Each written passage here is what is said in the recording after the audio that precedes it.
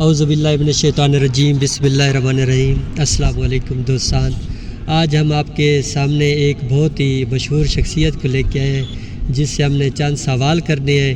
اور ان کے مزیدار جواب آغا صاحب سے لینے ہیں۔ یہ شخصیت کسی تعارف کی محتاج نہیں ہے، بہت ہی جانی پہچانی شخصیت ہے، ذاکر ملک علی رضا کھوکھر صاحب۔ السلام علیکم۔ جی وعلیکم السلام، یا علی علیہ السلام مدد۔ پہلے تو تمام مومنین مومنات کو مسجد جمکران مقام حضرت صاحب الزمان سے سلام، یا علی علیہ السلام مدد، اور دعا کہ مالک تمام مومنین مومنات کو معصوم قوم سلام اللہ علیہ امام رضا علیہ الصلوۃ والسلام شہاردہ معصومین علیہ الصلوۃ والسلام کی زیارت سے مشرف فرمائے۔ جی بھائی آغا صاحب، ہم نے آپ سے چند سوال کرنے ہیں، زیادہ زامن نہیں دینی۔ جی پہلا ہمارا سوال یہ ہے کہ آپ پاکستان کے نہیں پوری دنیا کے بہت ہی مشہور مداح خان ہیں اور ماتمی بھی ہیں، عزادار بھی ہیں۔ اس کی مثال ہمیں دنیا میں نہیں ملتی، شاید کسی اور جگہ پر۔ ہمارا پہلا یہ سوال ہے کہ آپ نے کب ذاکری شروع کی اور ذاکری کا شوق آپ کو کیسے ہوا؟ ہاں جی بھیا، پہلے تو میں عرض کروں کہ بہت سارے میرے مولا کے مداح خان ماتمی عزادار، میں تو سارے حضرت امام صلی اللہ علیہ وسلم کے مداح خانوں سے چھوٹا اور صرف ایک نام لیوا ہوں۔ ذاکری قبلہ میرے والد مرحوم ذاکر ملک عاشق حسین کھوکھر صاحب، وہ ذاکر اہل بیت تھے اور ماشاءاللہ درس سے فارغ التحصیل تھے۔ ان کی زندگی میں جسے آپ مداح خانی کہتے ہیں، تو میں بالکل بچپن سے ہی نوخانی اور ماتمداری کا شوق رکھتا تھا، عشق رکھتا تھا۔ پھر والد صاحب کی زندگی میں میں نے اپنی تعلیم مکمل کی، گریجویشن کی، لا گریجویشن کی، اس کے بعد پریکٹس شروع کی۔ آج سے تقریباً 21-22 سال پہلے جب والد صاحب کی وفات ہوئی، تو اس کے بعد ان کے دوستان نے مجھے کہا کہ چونکہ آپ پہلے سے ہی ذکر سے منسلک ہیں، تو اس گھر میں سے ذکر مظلوم کربلا والا سلسلہ بند نہیں ہونا چاہیے۔ تو پھر والد مرحوم کے چیلم پہ باقاعدہ میں نے اپنی نوکری کا آغاز اپنے محلے کے امام بارگاہ سے ہی کیا، اور اس کے بعد پھر الحمدللہ اب تک اسی نوکری میں ہوں، اور موت تک انشاءاللہ آخری سانس تک مولا کی ثنا خوانی ہی کرنا چاہتے ہیں۔ ماشاءاللہ۔ آغا صاحب، ہمارا دوسرا سوال یہ ہے کہ آپ کی زندگی کی سب سے پہلی مجلس کون سی ہے جس سے آپ جو ہے دنیا کے نامور بنے ہیں؟ کس سان سے؟ قبلہ میں یوں سمجھتا ہوں کہ میں اپنے والد مرحوم کی انتہائی پرخلوص نوکری کی پینشن ہوں، تو مجھے زیادہ مشکلات کا سامنا نہیں کرنا پڑا۔ میں اپنی مداح خانی والی اس نوکری کے پہلے سال اوائل ماہ میں 27 رجب المرجب جھانگ ضلع میں ایک جگہ ہے دارا صغیرہ، وہاں 26، 27، 28 رجب کی مجلس سے اذا ہوتی ہے، تو 27 رجب مغربین کی نماز کے فوراً بعد مجھے وقت ملا، اور گریہ کے اعتبار سے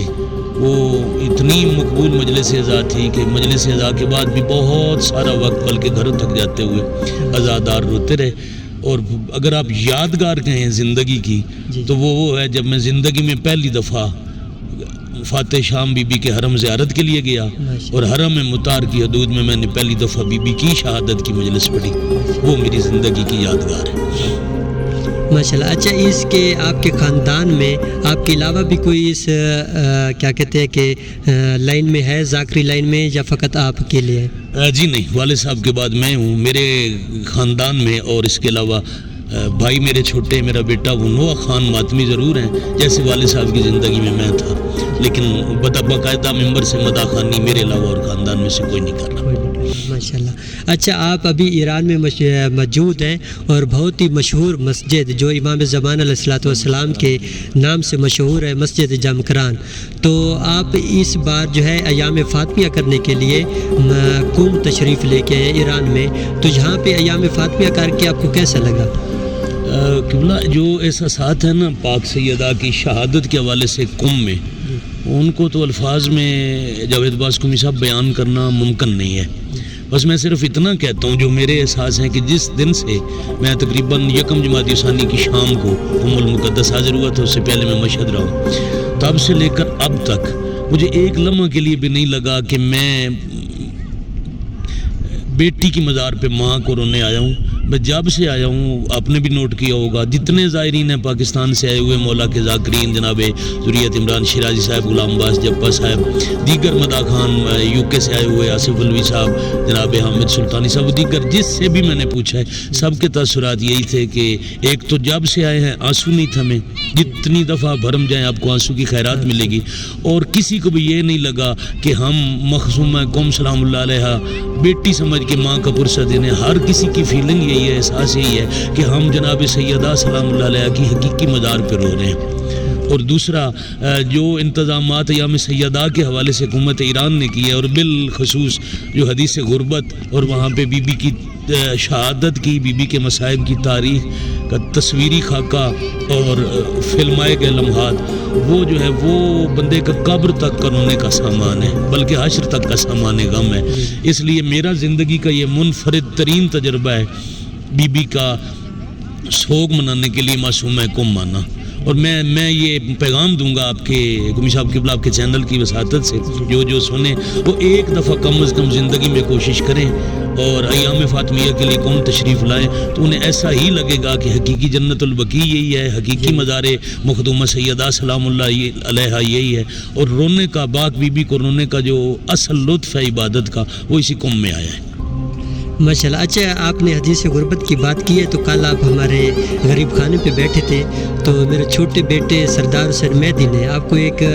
حدیث غربت کا واقعہ سنایا اچانک دسترخوان کے اٹھ کے آپ کے پاس کیا اور اس نے ایک واقعہ سنایا تو اس کے بارے میں آپ کے کیا خیالات ہیں؟ بھائی میرے لیے حیران کن تھا پہلے تو 3 سال کے بچے کا یہ سوال کرنا کہ آپ حدیث غربت گئے ہیں اور پھر اچانک کھانا پینا چھوڑ کے میرے پاس آ کے تو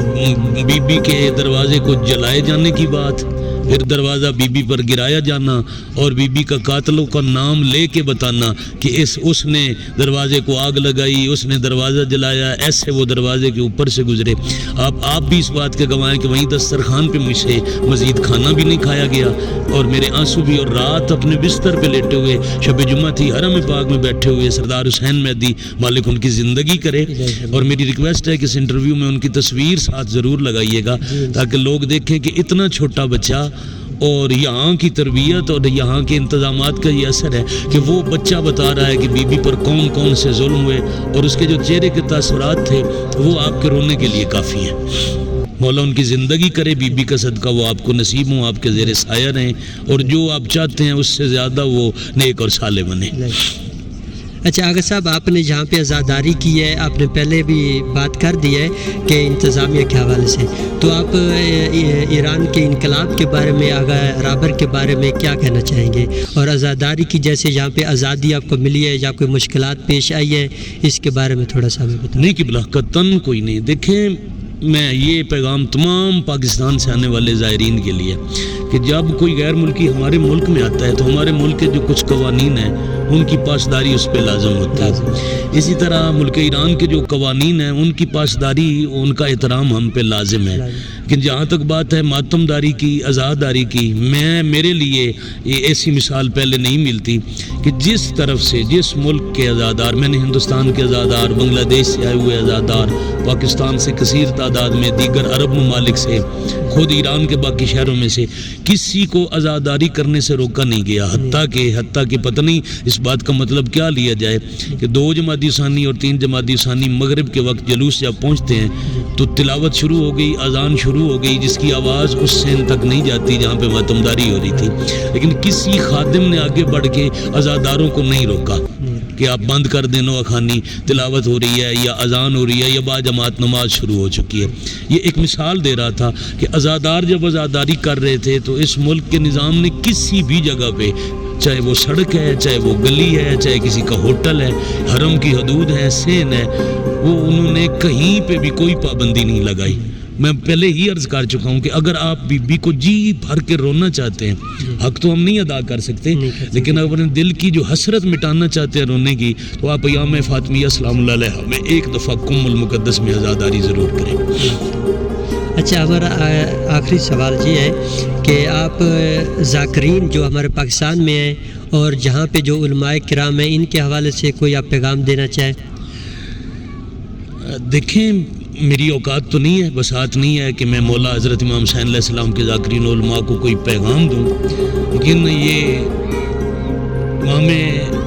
زمان علیہ السلام کے نام منسوب مسجد میں بیٹھ کر میں ایک یوں دست بستہ درخواست کرنا چاہوں گا کہ ہمارا نقطہ اتحاد ہے ولایت امیر المومنین علیہ السلام، اور یہ اللہ کے دین کا نقطہ اعتدال بھی ہے، اور جتنے بھی علی ولی اللہ پڑھنے والے ہیں وہ امیر المومنین علیہ السلام کی ولایت مطلقہ پہ اکٹھے ہو جائیں، اور علی ولی اللہ کا مطلب ہی ہے 12 ائمہ طاہرین علیہ السلام کی ولایت کو تسلیم کرنا، ان کی خوشی میں خوشی منانے اور غم میں غم کرنے کا عقیدہ اپنانا، اور نظام ولایت امیر المومنین علیہ السلام کو اپنے اوپر نافذ کرنا، اور جن کے امام 12 ہیں اور سب کے فرمان ایک ہیں، ان میں اختلافات اچھے نہیں لگتے، ایک دوسرے کے قریب ہوں، کائنات کو مل کے ہم بجائے اس کے کہ ایک دوسرے پر فتوے لگاتے رہیں، میں اب وہ الفاظ استعمال نہ کروں جو ایک دوسرے کے لیے کیے جاتے ہیں، کیوں نہ ہم ایسا کردار عزاداری حضرت امام حسین علیہ السلام